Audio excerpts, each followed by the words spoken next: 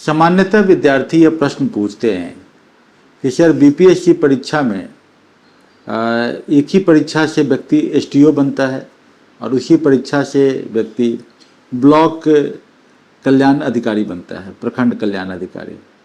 और एक प्रखंड कल्याण अधिकारी को या एक एमओ को, मार्केटिंग ऑफिसर को, जो सप्लाई इंस्पेक्टर को एसटीओ बनने के लिए जबकि उसी परीक्षा से निकला हुआ है, करीब करीब 20 साल लग जाते हैं। तो इतनी विषमता क्यों?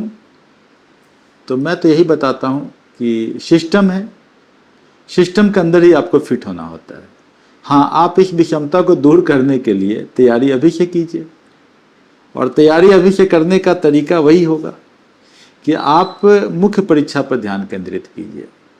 और मेरा देखा हुआ है कि जीएस पेपर 2, जिसके अंतर्गत आपको इकोनॉमी, अर्थव्यवस्था और ज्योग्राफी आता है, वहाँ विद्यार्थी, या फिर जीएस पेपर 1 जहाँ की समसामयिकी या करंट अफेयर आता है, इसकी तैयारी में विद्यार्थी चूक जाते हैं, क्योंकि ये तैयारी लगातार करनी होती है।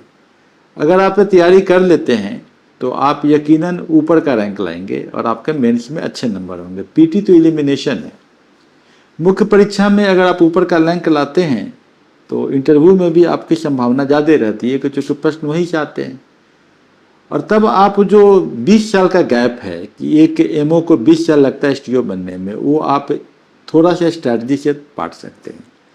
हम गंगा घाट पर प्रत्येक दिन यही प्रैक्टिस करवाते हैं कि समसामयिकी, करंट अफेयर आपका महत्वपूर्ण हो जाए, अच्छा हो जाए।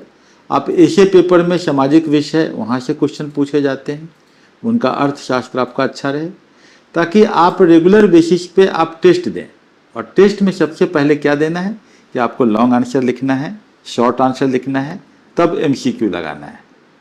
अगर आप ये काम कर ले जाते हैं कि long answer, short answer, then आप एमसीक्यू, तो मुख्य परीक्षा में आप बहुत ही अच्छा कर पाते हैं। और सबसे महत्वपूर्ण याद रखिए कि मुख्य परीक्षा होती है।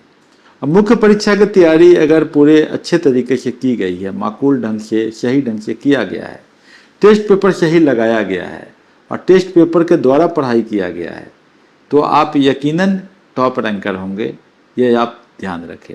आज शाम को गंगा घाट पर हम भारतीय अर्थव्यवस्था से रिलेटेड प्रश्न लेकर आ रहे हैं और लिखना आपको सिखाएंगे। ये प्रश्न आपको निबंध लिखने में भी मदद करेगा। तो आइए हम जुड़ते हैं गंगा घाट पर आज शाम को 7 बजे। संभवतः कल हम छुट्टी लेंगे, तो आज शाम को 7 बजे गंगा घाट।